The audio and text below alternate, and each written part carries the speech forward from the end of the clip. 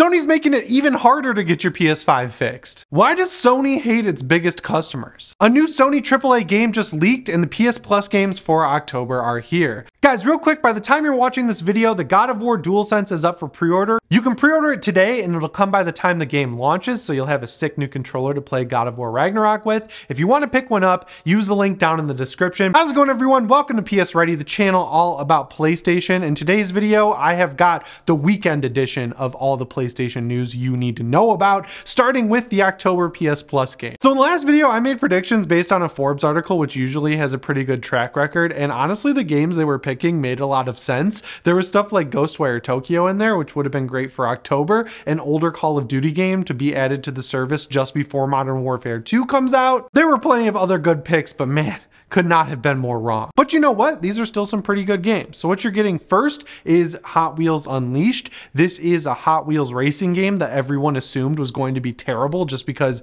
it's a licensed game based on a kid's brand. But then people like SkillUp and other channels were like, yeah, this game is actually pretty awesome. It's been out for a little while now, and the unfortunate thing is that it's just like filled to the brim with microtransactions on top of season passes. They have car packs and stuff like that. So you're basically getting like the base edition of this game for free, and then if you want to get all the other cool cars that have been added over the past year, you're gonna have to pay more money. But still, the base game is apparently very good because that's what all the reviews were based off. I just hate when there's so many microtransactions in games, so I felt like I had to bring it up. If you're into fighting games in DC, you're gonna be excited because you're getting Injustice 2. The story in this game is actually really good, and it's one of these awesome Mortal Kombat style games where you can like equip your character with different gear that gives you different stats that you can use in fights. I'm not a huge fighting game guy. I'm pretty into Mortal Kombat. I played 9, 10, and 11, but I also really like the Injustice series. I was so bummed last year when the animated movie came out and it sucked, but the games are just as good. So if you've never played Injustice 2,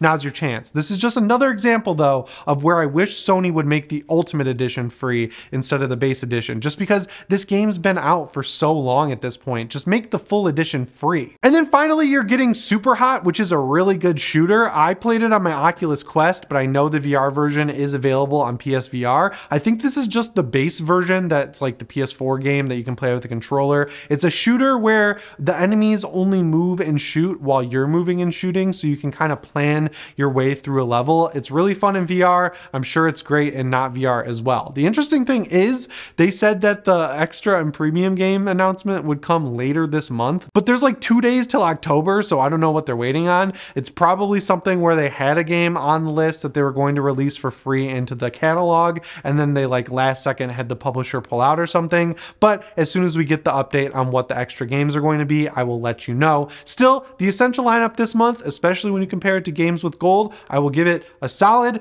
7 out of 10. Not great, pretty good, not bad either.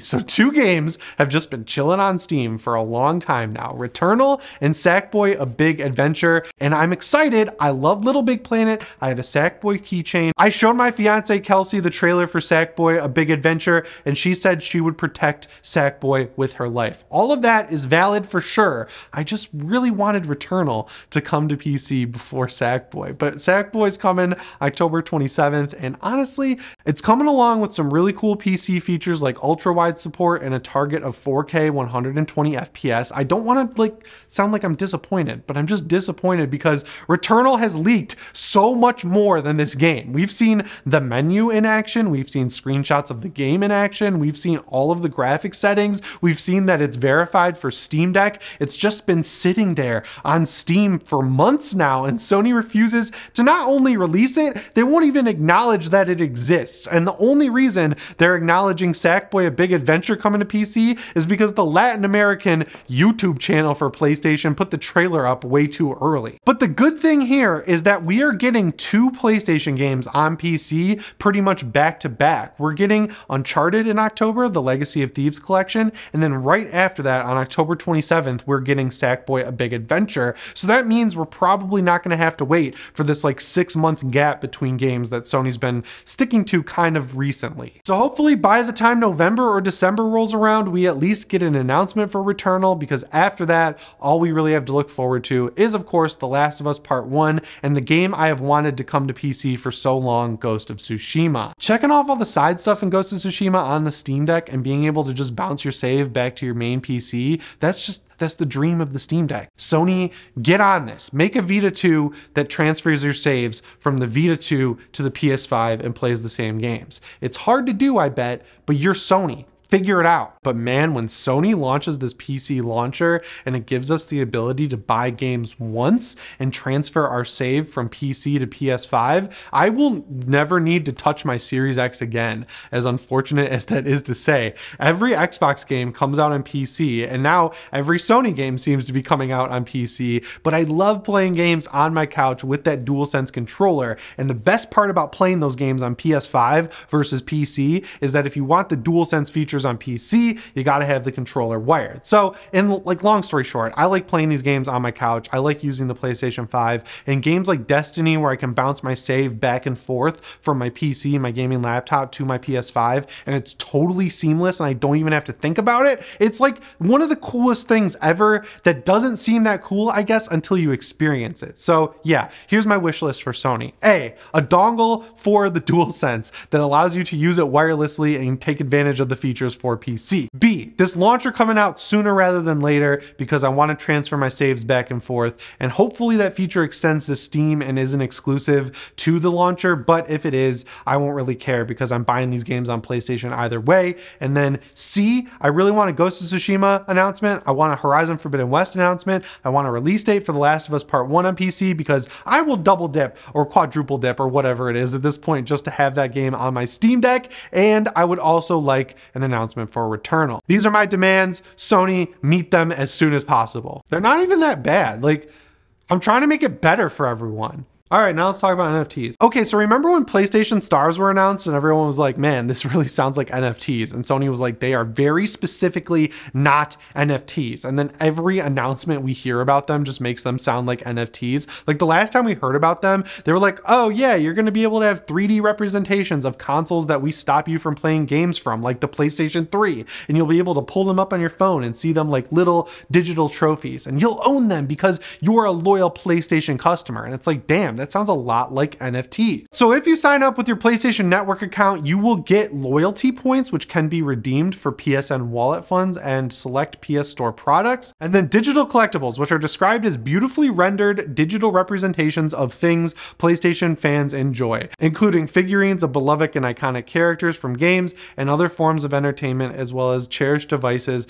that tap into Sony's history of innovation. I'm gonna fall asleep reading this. Like, who, genuinely, please tell me if you care about this down in the comments below, because to me it seems like something that shouldn't be tied to a loyalty program. It should just be like a fun little feature you have in the PlayStation app on your phone. Like, imagine if they just made a clone of, like, I don't know, Temple Run, where you played as Nathan Drake, which I'm pretty sure they've already made before, and they put that in the PlayStation app, and as you played it, you unlocked beautifully rendered versions of the PlayStation 3, so you can sit there and be like, damn, I wish I could natively emulate these games on my PlayStation 5. That would be great. But this thing where they're making you stack up loyalty points like Bing rewards, like, I don't know, man. It's just an extra thing to keep track of, and it makes my video game obsession feel more like a job, which is something I genuinely don't need in my life, because somehow I worked it out where video games are my job. But don't worry, it gets even worse, because as we've just found out, this loyalty program, the PlayStation Stars program, sorry, I'm getting like super hot, guys.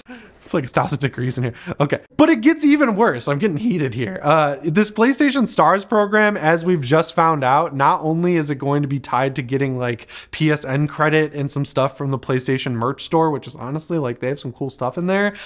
You're gonna need these loyalty points stacked up to be able to get better service from the customer service line. So say you like played your PS5 too much, you're playing Uncharted Legacy of Thieves Collection, and the credits roll, and then your Blu-ray laser goes out, which is is something that actually happened to me with my PlayStation 3 and Uncharted 3. Like literally as the credits were rolling, I jumped into a multiplayer game and then the game just died because the Blu-ray laser was murdered by the power of Uncharted 3. And then you're like, I gotta get my PlayStation 5 fixed. So you call up Sony and they're like, yeah, your PlayStation 5's under warranty, but unfortunately you only have 300 of the 500 required loyalty points from being a PlayStation Star stacked up. So when you send in your PS5, it's gonna take 3 weeks to get fixed instead of 2 days. Sorry, bucko, you gave us your 500 bucks and you thought we'd fix it fast? No chance. So the way it's officially explained is that if you reach level 4 by having like 128 rare trophies on your account, which like if you've had a PlayStation for a few years, that doesn't seem too crazy to ask for because I have like a bunch of platinums. I don't have 128 platinums, but I've got a bunch of platinums. And either way, this allows you to skip the line. So like if I was tier 4 and I called in and you were tier 3 and you called in at the same time, my wait time on the hold line or the chat line would be shorter than yours because I'm a more dedicated PlayStation fan. And the craziest thing about this is that to stay at level 4, you know, the top tier, priority support tier of PlayStation Stars, you have to keep earning rare trophies. So if you have the option of playing Deathloop on PlayStation Plus Extra or playing Deathloop on Xbox Game Pass or Steam, you're gonna automatically want to choose the PlayStation version of Deathloop because there's some rare trophies in Deathloop and I'm about to fall out of level 4. So if I buy the game on PlayStation, even though it's not gonna get support anymore since it's an Xbox exclusive at this point, I will be able to get these trophies and keep my status of level 4. This is just dumb to me because it's like there's obviously a lot of people within Sony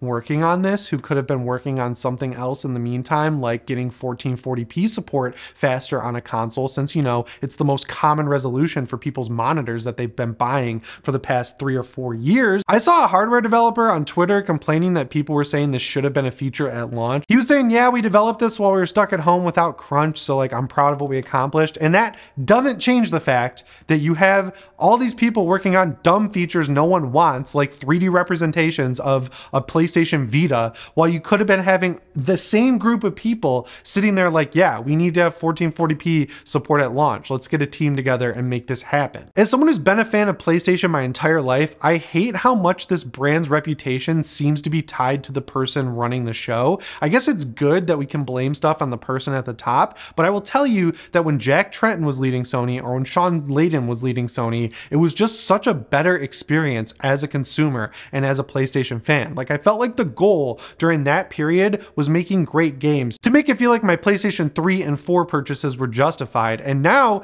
it's like Sony's sitting there with Jim Ryan at the top, like how can we extract more money out of people with 10 live service games and PlayStation Star? Instead of focusing on a feature, 1440p, that literally all of the competitive devices to the PlayStation 5 has, is crazy. I don't understand it, and I hope they kind of like pull their head out of the sand and realize that this stuff is not worth chasing. Like, yeah, people love talking about how great Microsoft rewards are to be able to buy your Game Pass with, but like, I don't care because the games I'm playing on my PS5 are just better. But yeah, speaking of weird decisions by Sony, one of their new AAA games has leaked from one of the smaller studios they've picked up. The studio is called Jetpack Interactive, and if you haven't heard of them, it's because they're usually a support studio. They've worked on stuff like NBA Live, Dark Souls, they made Plants vs. Zombies Garden Warfare 2, and the reason they're working with Sony is because they helped bring God of War to PC, and they also assisted on God of War Ragnarok. A new leak from a job listing suggests that Sony has given them one of their biggest flagship IP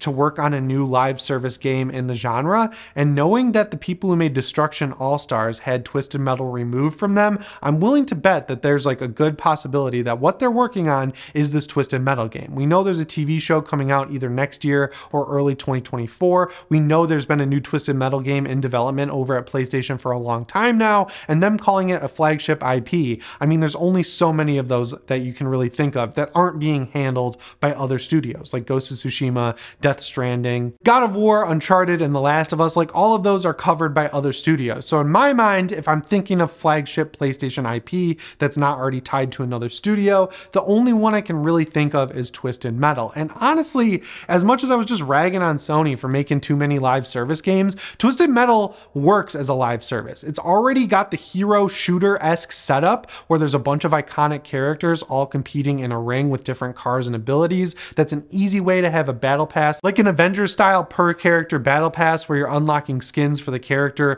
you enjoy playing as, Sony would obviously have to make it worth it by making a game that actually has content at launch, Halo Infinite. But you know, they haven't really released any live service games, and they have the only studio who's managed to figure out how to make one, Bungie, underneath their umbrella, so I'm willing to give them the benefit of the doubt. I just hope that all these other studios that are working on 2 games at once are still focusing on single player, while these new studios like Jetpack and Savage are working on the live service stuff. Like, don't retrofit live service stuff onto your biggest studios unless they genuinely want to work on it, like it seems Naughty Dog did with the Factions mode for The Last of Us Part 2.